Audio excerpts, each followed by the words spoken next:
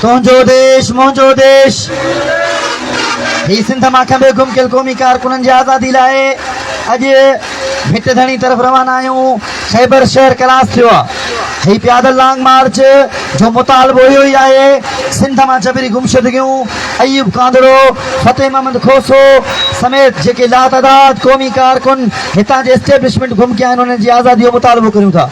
सिंध माखा में गुमकियल क़ौमी कारकुननि खे सिंध माखा में गुमकियल क़ौमी कारकुननि खे सिंध माखा में गुमकियल क़ौमी कारकुननि खे फतेह महमद खोसे के इंसाफ दायो के फतेह महमद खोसे के सर्वेच नुआणीअ के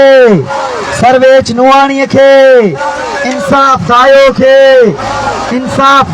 के मुर्तजा जुणेजो के मोहन मेघवाड़ के फतेह महमद खोसे के इंसाफ दायो के जफर चांडियो के सर्वेच नुआणीअ के मोहन मेघवाड़ के इमरान जोखियो के मासूम न्याणी प्रिया कुमारी के असी पैदल मार्च भिट धणी ते खणी दाएं निकिता आहियूं। लतीफ़ तोखे दां थई सिंध बेगुनाह थई।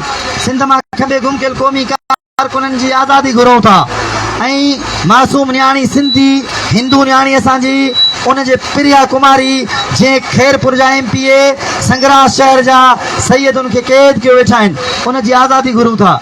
असीं छा घुरूं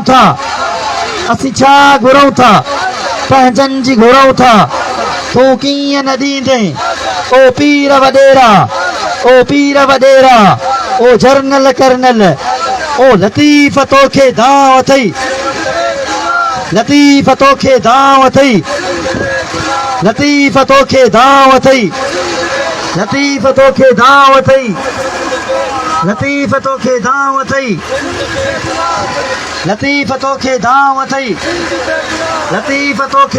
अथई ही पैदल मार्च पंहिंजे मंज़िल भिट धणी खे दांह ॾियण जे लाइ पंहिंजे मंज़िल तरफ़ रवाना आहे।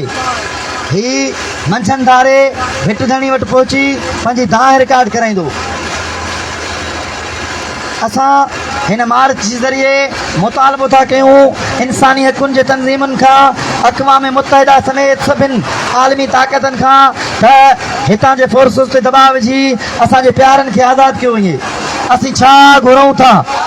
अयूब कांदड़े खे इंसाफ दायो खे मोहन मेघवाड़ के सर्वेच नुआणीअ के मुर्तजा जुणेजो के जफर चांडियो के साजन मलूकानी के सैयद अरसलान शाह के लतीफ़ तोखे दांव अथई